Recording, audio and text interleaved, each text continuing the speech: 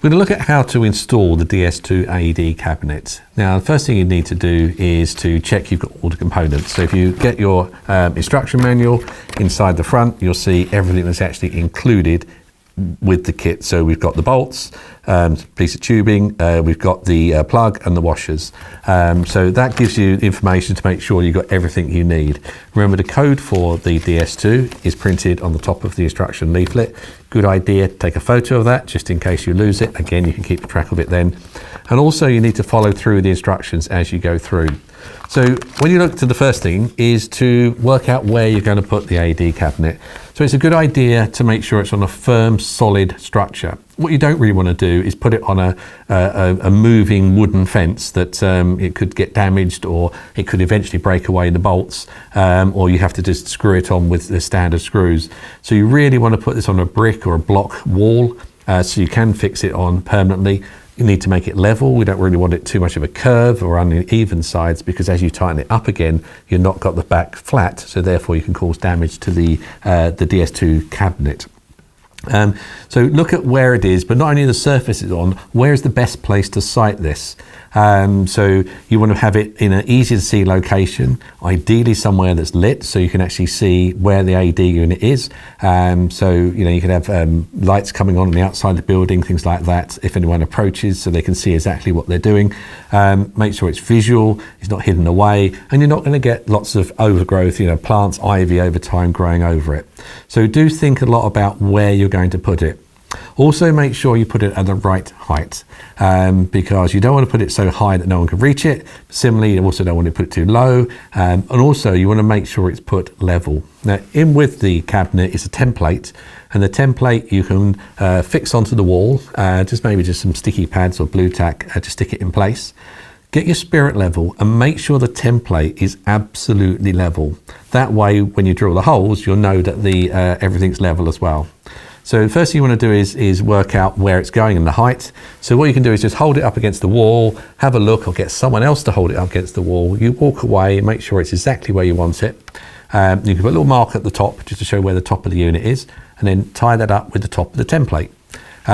Then make sure the template is level, and then maybe just punch or just drill through the template a little bit just to mark the center of the hole to start with.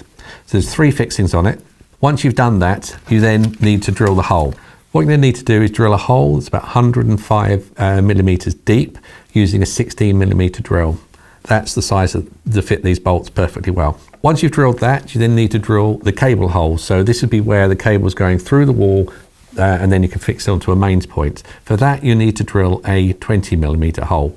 When you're drilling that hole, don't drill it down or straight, because you want to make sure water doesn't come through. So drill it so it's slightly upward. So that way no water's going to come in, and it will keep it a lot safer. Once you've drilled the hole, and maybe you drill straight away at that depth, or drill a smaller diameter and then a larger one later on. So once you've drilled all the holes in place, then just make sure again you're happy with everything.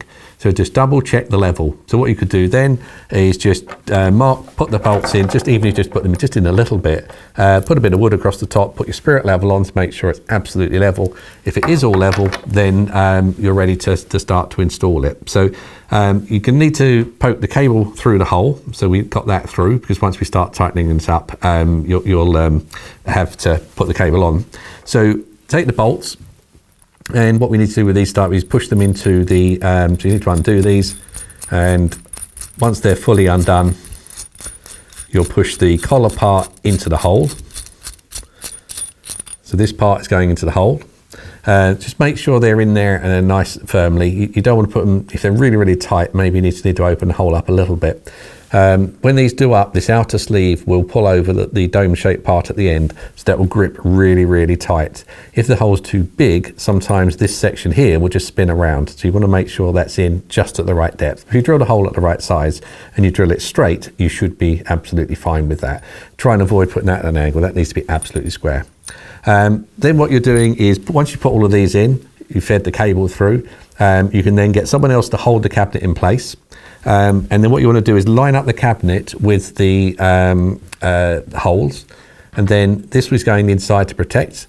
All you're doing then is popping the bolt through the holes in the back of the cabinet, which will go straight into that, and then just do it up just loosely to start with until it bites.